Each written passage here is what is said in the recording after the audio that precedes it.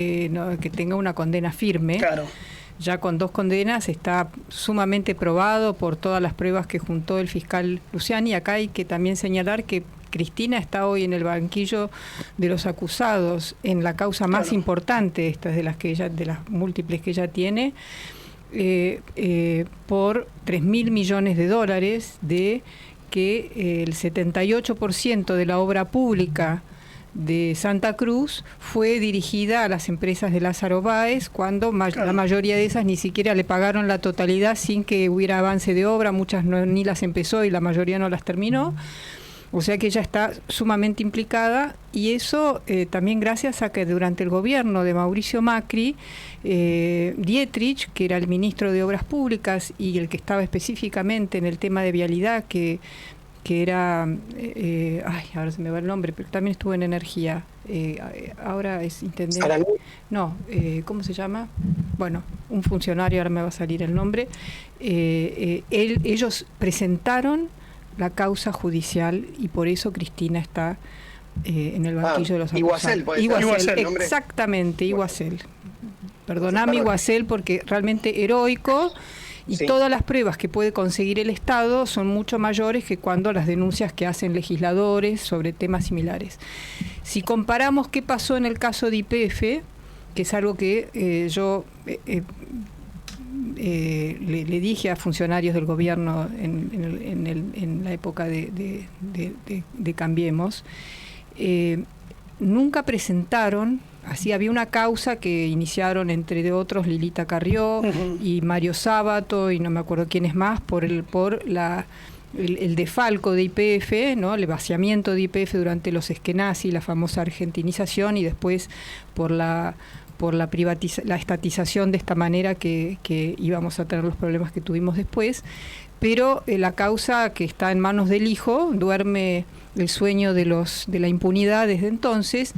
Y en ese momento yo hablé con gente que estaba en YPF y les dije que tendrían que presentar todas las pruebas ante la justicia, como habían hecho en el caso de la obra pública, para que la causa se mueva. Ellos tendrían que presionar a la justicia, porque entonces en Estados Unidos, cuando la SEC veía el caso de los fondos buitre y que exigen, ¿no?, una compensación, si hubieran visto que había una causa penal donde había visto una situación de dolosa, ¿no?, de estafa del gobierno, entonces eso podría haber eximido a estos $16.000 que ahora nos quieren cobrar por una estatización mal hecha. Así que yo anticipé todo esto. Y así como en la obra pública se estima que son unos $3.000 millones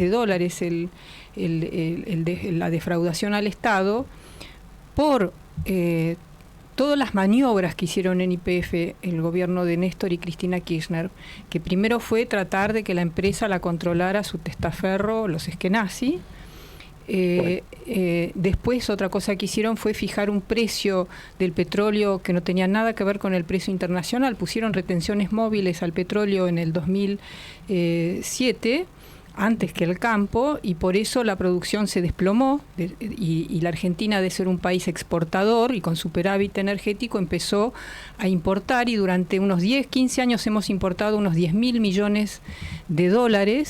Entonces hemos gastado, por unas maniobras fraudulentas, porque en la importación del gas famoso de esos barcos hubo mucho fraude, la Argentina ha gastado como unos $150.000 millones en energía que tenía bajo tierra, y después no nos podemos sorprender que haya la mitad de la población viviendo debajo de la pobreza, porque en vez de estar generando riqueza, hemos tenido que importar algo que tenemos bajo tierra. Eso fue el daño.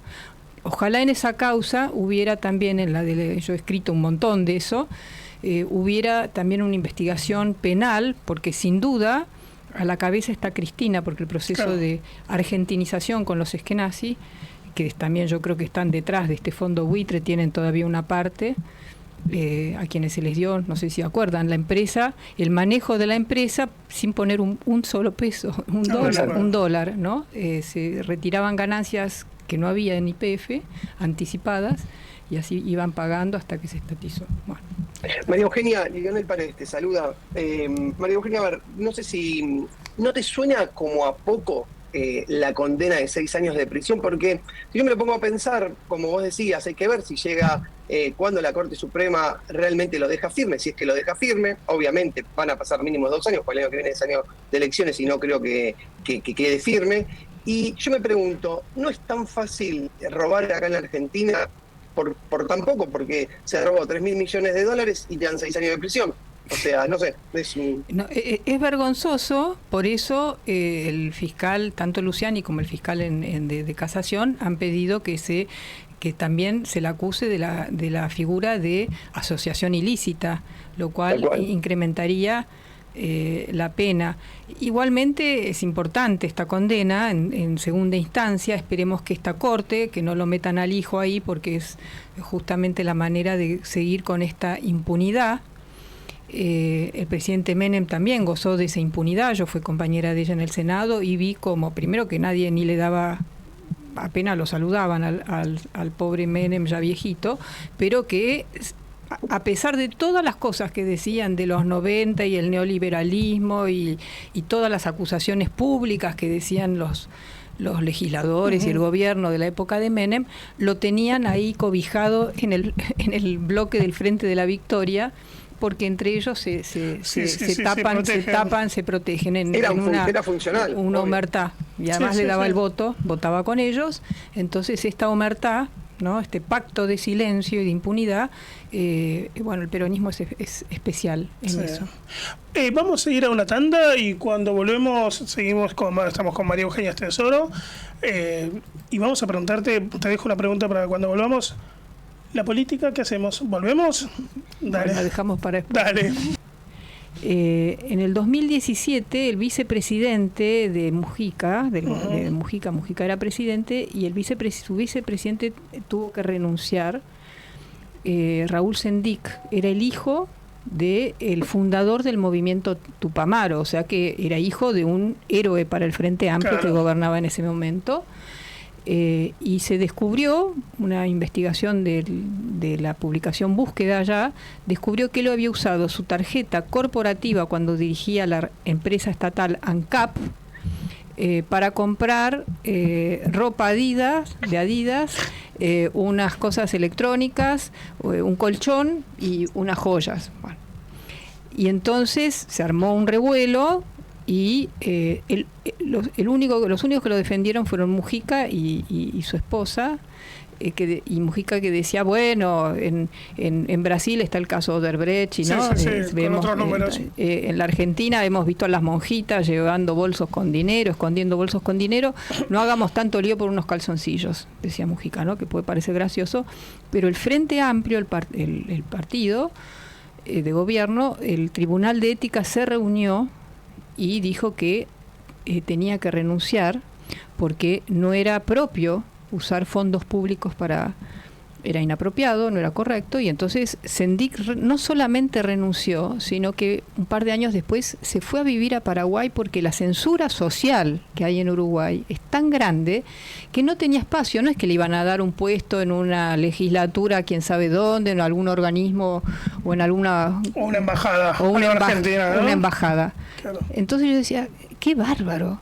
Se tuvo que ir a vivir a otro país porque no hay espacio para eso. Bueno, eso es una de las claves importantes. Hay una cultura política de los políticos, pero también cívica de los ciudadanos, ¿no? Muy importante. Y Uruguay tiene el menor índice de corrupción según Transparencia Internacional de Latinoamérica, pero también está en el puesto número 16 en el mundo. Lo mismo en la calidad de su democracia, que tiene que ver con este compromiso cívico. Está entre el puesto número 15 de las democracias plenas, que hay unas 20, está entre los países escandinavos y Canadá y alguno que otro más, pero está muy por encima de Francia, Inglaterra, o en Estados Unidos o Argentina, ¿no? Tiene como otra cultura política, tienen los valores no hay, parece tonto, pero no hay una diferencia entre los valores personales de honestidad y las cosas que uno puede decir, lo que dicen y lo que hacen. No digo que no haya ningún caso pero de corrupción, pero son cosas para nosotros menores y generalmente no hay una tolerancia social. La otra cosa que no hay tolerancia es para los líderes pretenciosos y mesiánicos, porque ellos no hablan de nación. Yo defiendo la nación, la patria, el ser nacional, esas cosas que vienen más del nacionalismo. Ellos son republicanos, liberales como nosotros en su constitución, pero está encarnado. Ellos dicen, nadie puede hablar en nombre de la nación o todo el pueblo porque la sociedad no es homogénea. Esto me lo dijo un historiador de izquierda. Entonces cualquiera que hable en nombre de un todo, donde los que no están de acuerdo sería mal visto, porque la sociedad, los ciudadanos son diversos. La democracia liberal y republicana parte de la base que hay una pluralidad de opiniones y adversarios, pero no enemigos a demonizar. Eso está en el ADN de ellos. El Día de la Patria o de la Nación, el 18 de julio, es el día de la Constitución, cuando se sancionó la Constitución en 1832, no el día de la Independencia. O sea que para ellos lo más importante es la Constitución. Sí, igual también, a ver, yo también soy un gran respetuoso y admirador en algunas cosas de Uruguay, pero también es cierto que hay un punto que uno ve Punta del Este y hay los edificios, hoy en día no hay forma de justificar, tienen una cosa de, digo, para adentro son muy estrictos y estoy de acuerdo con vos, pero también tienen una apertura para recibir fondos sin estar estudiándolos mucho, porque la verdad que no se justifican torres del mismo valor que en Miami cuando la temporada es de 15 días y están siempre vos la ves y no está la luz prendida. Eso es verdad. Lo que sí no es... Mira, no creo que haya más plata negra en Uruguay que en la Argentina. No es por defender Uruguay, pero lo que hemos visto de Uruguay, ¿cuándo empieza el desarrollo? Uruguay fue un país estancado que expulsó al 20% de su población hasta principios del siglo XXI. Era un país que parecía medio como de la República, de los países orientales de la Unión Soviética, ¿no? Muy quedado en el tiempo. Por eso se han venido acá a la Argentina millones o cientos de miles de uruguayos y a otros países. Pero ellos cuando tuvieron la gravísima crisis del 2002, contagiada, porque justamente el 60% de los fondos en dólares que había en Uruguay eran de la Argentina, cuando empezó la corrida acá, fuimos los argentinos a retirar su dinero y generaron una enorme crisis. Pero ellos, el sistema político, en ese momento gobernaba Jorge Valle, pero el Partido Nacional, el expresidente Lacalle, Sanguinetti y hasta Tabaré Vázquez y su ministro, que fue después su ministro de Economía, Astori, todos era como que lo apoyaron para no empujarlo al precipicio cuando lo veían que tambaleaba, y hasta el secretario general de los bancarios en un momento hicieron como un símil paro para cerrar los bancos para que no sacaran los fondos, hasta que consiguieron un préstamo puente del gobierno de Estados Unidos para no caer en el default y hicieron un muy fuerte ajuste. Y otra cosa que hicieron en ese momento fue desacoplar su economía de la economía argentina y brasilera. Y ahí es cuando, y ellos hoy no dependen tanto ni del turismo, nosotros pensamos que dependen del turismo, ¿no? Es una fuente importante, pero ellos hoy sí tienen la soja, que gracias a los argentinos que se fueron a plantar soja cuando la 125, se creó todo un sector agrícola, ellos eran más ganaderos, muy pujante, las papeleras que se fueron para allá en vez de haber venido para acá, etcétera, etcétera, y también tienen un sector, los viñedos está creciendo tienen muchísimo. Un sector tecnológico, que esto yo no lo sabía, que tiene una industria del software muy pujante, que nació en los años 60 con la noche de los bastones largos, cuando se expulsaron en la época de Onganía a los científicos y los académicos intelectuales de la Universidad de la UBA, y Sadowski, que fue el padre de la informática argentina, creó en Montevideo, en la Universidad de la República, la primera carrera de Latinoamérica de informática. Entonces, los argentinos, además de dinero negro, hemos también influido un montón en el desarrollo del turismo, de la informática, de la soja, en el desarrollo de Uruguay. Pero también en estos 20 años ellos sean gobiernos de izquierda o de derecha, ahora están en proceso electoral y en realidad era aburrido, no pasaba nada. Claro. La campaña nunca arrancó y los candidatos se hacían un gran esfuerzo para decir que mucho no iba a cambiar, son claro. matices. Entonces es como un país que es muy distinto de lo que está pasando en el mundo. Vamos al informativo y seguimos, por favor. A ver, ¿cómo estás viendo hoy en día el nuevo gobierno de Milei, las políticas? Esta semana fue muy ferviente, creo que a Milei se le dieron prácticamente todas, estaba muy exhaustante. Estuvo en los Estados Unidos, en Mar-a-Lago, con Trump, con Elon Musk, se sacó fotos con Stallone. ¿Cómo ves todo esto? ¿Pensás que es fulbito para la tribuna? ¿Pensás que se pueden abrir unas relaciones como él quiere, una relación libre de comercio entre Argentina y Estados Unidos? Mira, creo que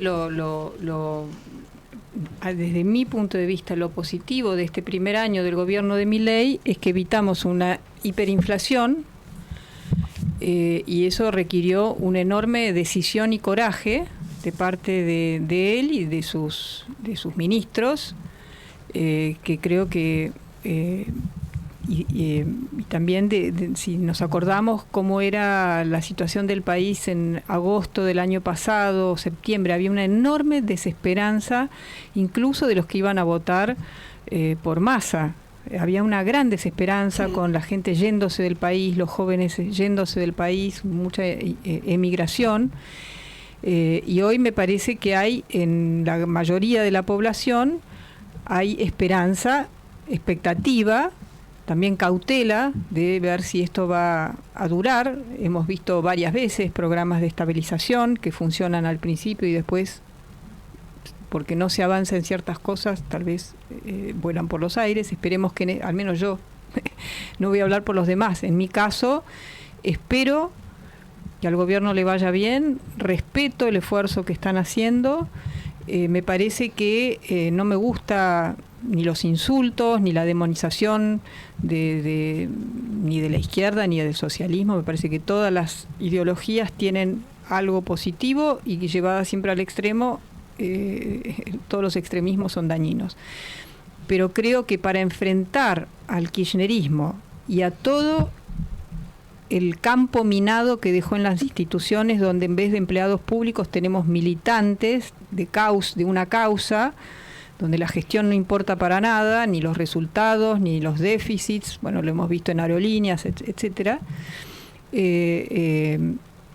Creo que se necesita la fortaleza y tal vez un poco la cosa excesiva de Milei.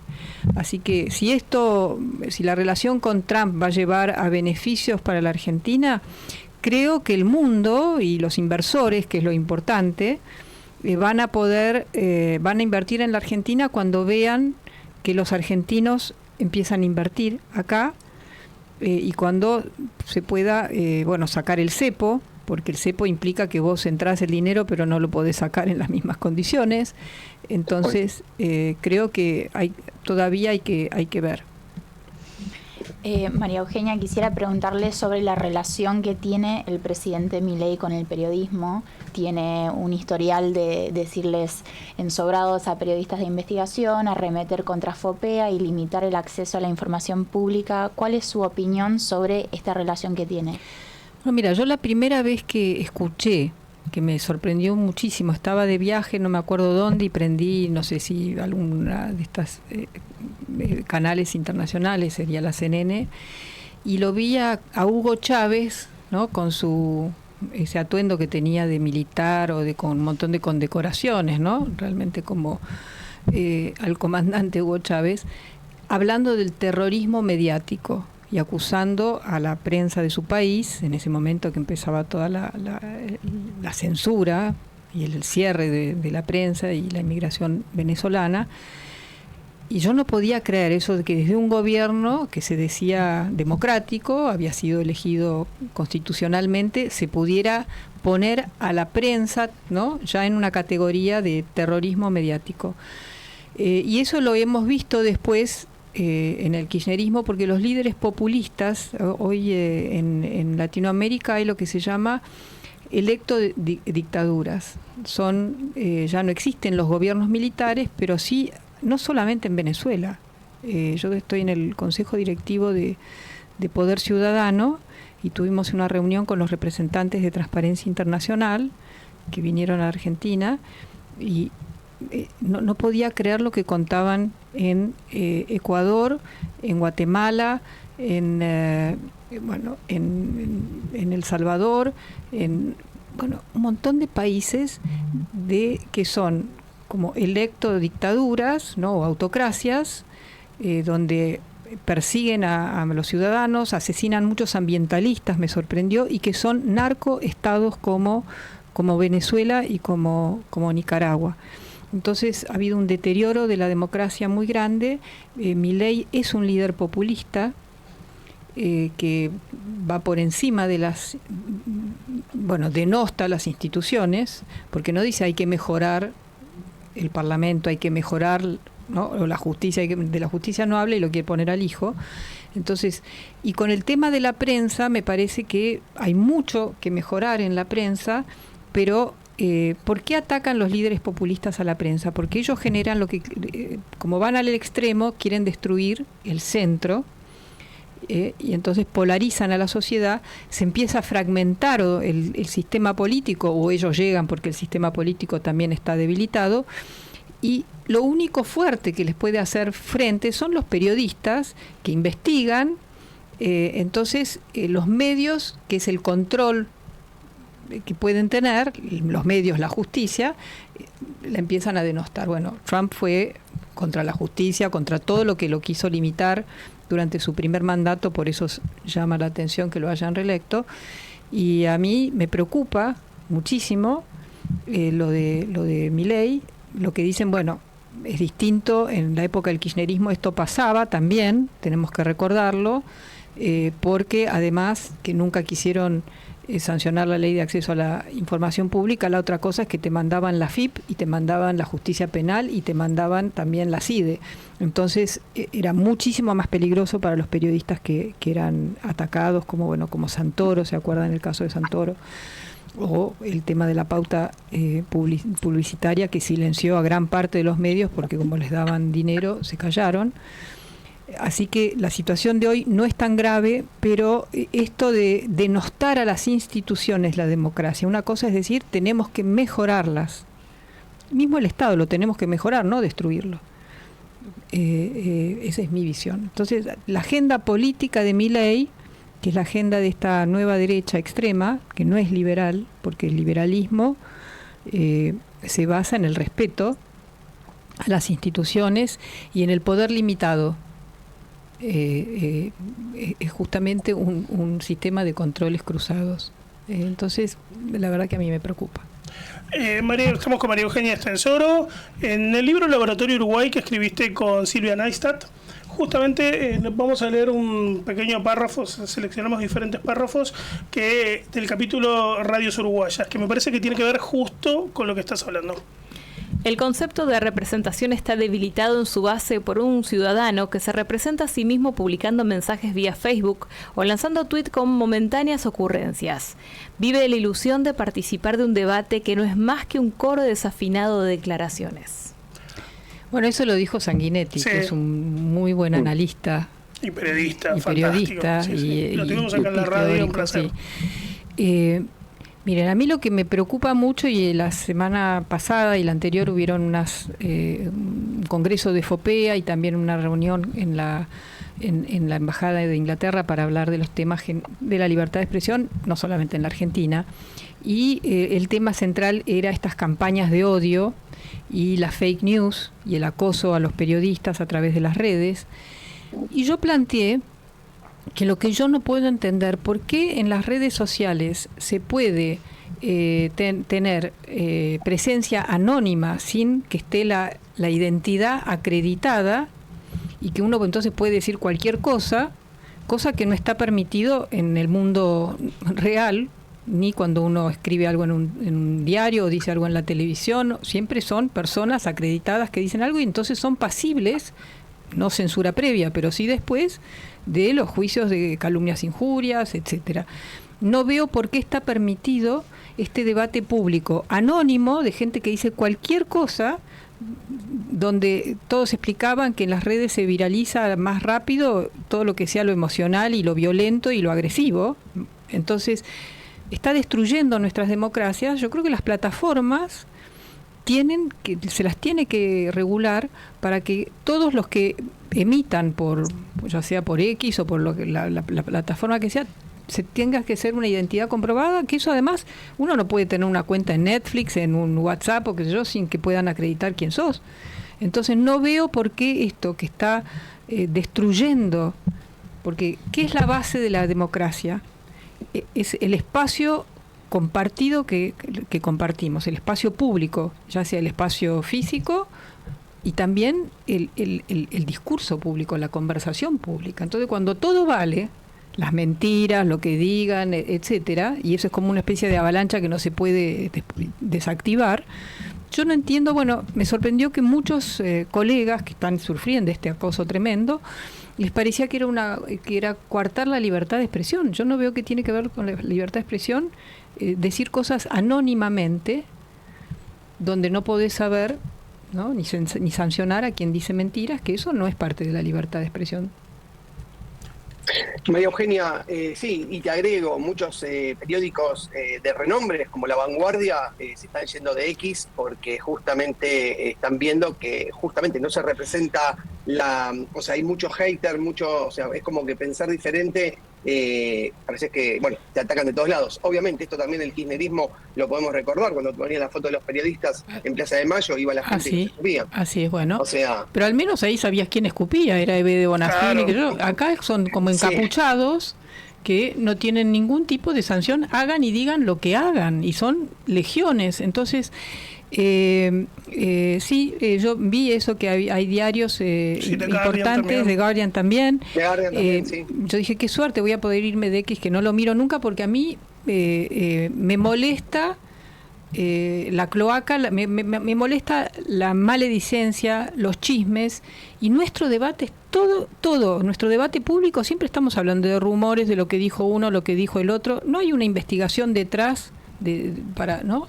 Siempre a favor o en contra según mi simpatía. Bueno, eso no es el debate democrático. Lo que pasa, María Eugenia, que si los jefes de estados, tanto Biden, Milei, quien fuese, de América Latina, empiezan a dar o sea, sus mensajes por X o Twitter, es como que te llevan a que, bueno, la gente se empiece a informar por Twitter, lamentablemente, bueno, o X. Pero ¿por qué no las podés regular? Se puede regular la tecnología. Si hemos regulado cosas más complicadas globalmente, como la energía nuclear, que es peligrosísima, ¿por qué la tecnología digital ahora parece que es piedra libre, la inteligencia artificial? Si los científicos dicen que se corre el riesgo de destruir, ¿no?, la vida, no sé, la vida, la humanidad, ¿no?, los valores humanos y los valores democráticos. A mí me parece que tenemos que repensar. Se pensaba que Internet y las redes sociales iban a democratizar el acceso al conocimiento y que las redes iban a... Me parece... Es buenísimo eso, que uno tiene un celular, ve a alguien está haciendo algo y puede sacar la foto, y así se han descubierto, escrachado un montón de cosas, como cuando lo del vacunatorio VIP que surgió así, ¿no? Entonces, pero me parece que esto del anonimato, a mí lo que el debate público no podés estar escondido detrás del anonimato. Tiene que ser a cara descubierta, con la identidad, tu documento, y que sepan lo que vos decís, que te hagas cargo de lo que decís. Y entonces, ¿cómo analizás el hecho que en Casa Rosada dicen que hay un ejército de trolls trabajando para el gobierno? Bueno, a mí no me gusta nada de eso, pero también a veces siento que, el mundo, no sé si hay marcha atrás, ¿sabes, Martín? Me preocupa.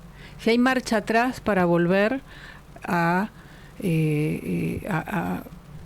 un sistema de comunicación que informe y no que desinforme.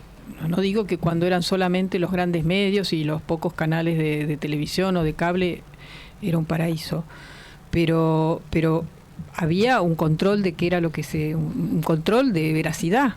Entonces, también tenemos que decir que a mí me preocupa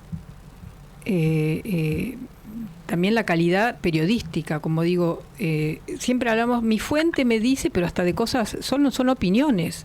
Cuando vos cuidás la fuente, no es por una opinión, o me dijo que van a hacer tal cosa. Eso lo tenés que poder decir, sabiendo, tiene que ser on the record. Bueno.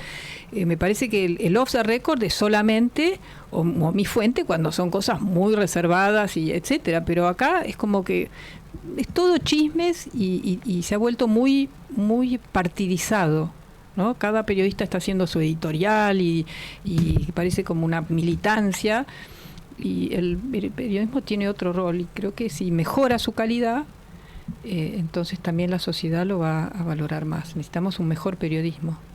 Cami. Bueno, volviendo un poco a la actualidad y la política, usted fue ex senadora de la coalición cívica en la ciudad de Buenos Aires, y le quería preguntar qué perspectivas le ve al partido político del PRO hoy en día y hacia el futuro, y cómo piensa que puede reacomodarse el partido. Mira, a mí me preocupa esto de que no haya, en este momento no se ve lo bueno del PRO, y yo, mientras estuve en política, fui siempre adversaria del PRO. En la coalición cívica yo me fui antes de que se armara la alianza de Cambiemos, ¿no? Entonces nosotros éramos adversarios del PRO, pero yo le reconozco a Mauricio Macri y al PRO que creó un partido de centro derecha democrático con capacidad, y el PRO tenía esta vocación y capacidad de llegar al gobierno, tanto en la ciudad como al gobierno nacional. Y eso le dio una estabilidad al sistema político, que en todo el siglo XX no hubo una derecha democrática con capacidad. Estaba la UCD, pero nunca pasó del 10% o algo así, ¿no? Para llegar al gobierno tenían que... Entonces me parece que tener derechas e izquierdas democráticas, eso es muy valioso. Así que a mí me preocupa que se haya desarmado Cambiemos, y creo que hay una crisis en este momento en el PRO, y también el radicalismo. Es una pena, el radicalismo creo que se tiene que renovar ideológicamente, a veces queda con consignas muy de principios del siglo XX, y tampoco su visión económica, que ya fue... Yo tengo un enorme respeto por Alfonsín, su legado político, pero creo que el radicalismo en su mayoría se tiene que renovar en su visión económica, porque vivimos en un mundo totalmente distinto de lo que era la época de Irigoyen, ¿no? Y me parece que no se han renovado desde entonces. Sí. Lío. Perfecto. A ver, María Eugenia, su papá, fue presidente de YPF, obviamente dejó de ser subsidiada por el Estado y convertirse en la 13ª mayor petrolera del mundo, gracias al modelo de gestión que pudo encarar. ¿Usted ve bien que las empresas del Estado se privaticen? Mira, a mí me parece que lo que importa es la calidad de la gestión. En el mundo hay pocas empresas públicas, pero hay buenas empresas públicas o mixtas. Entonces,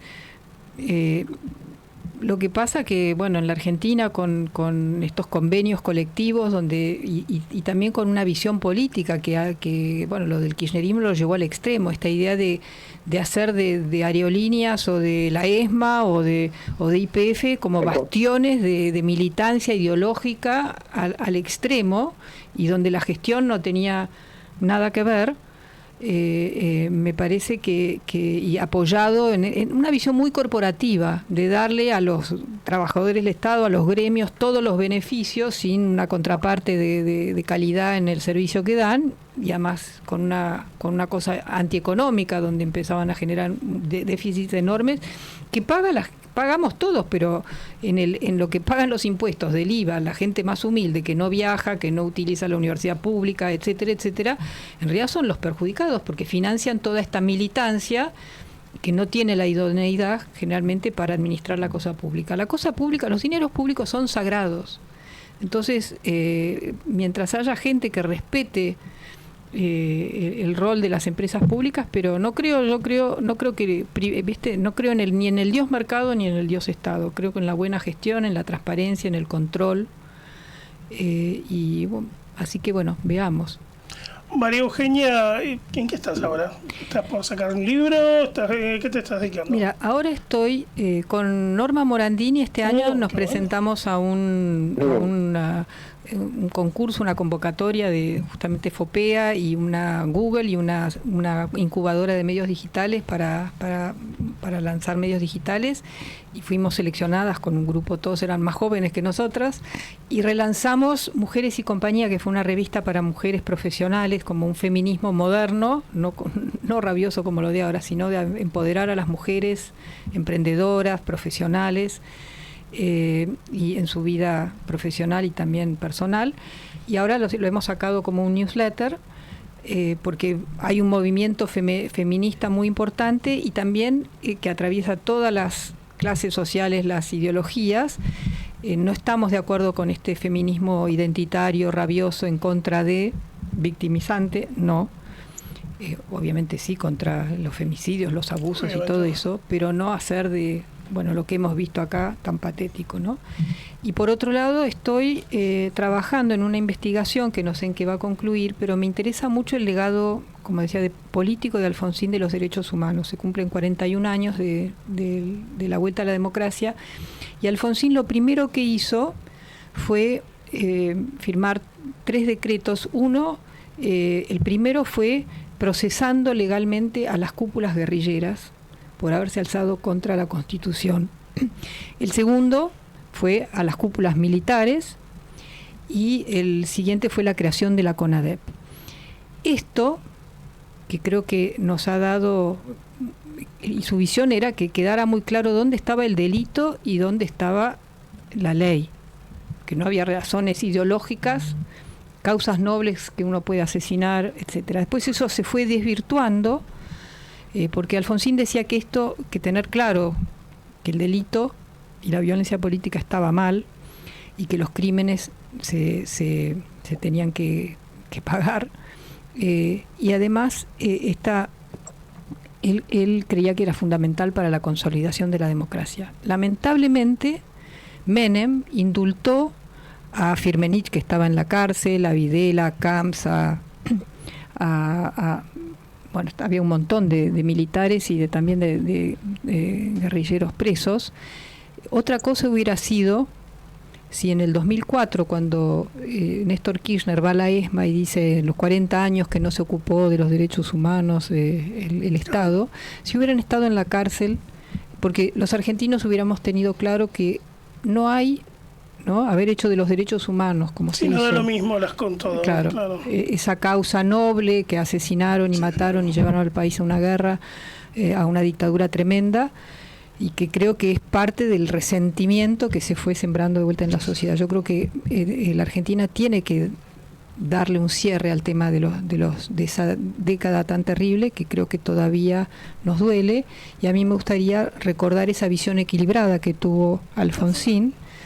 No porque se pueda dar marcha atrás, pero hoy escuchamos que al menos se le da también espacio a las víctimas de la guerrilla.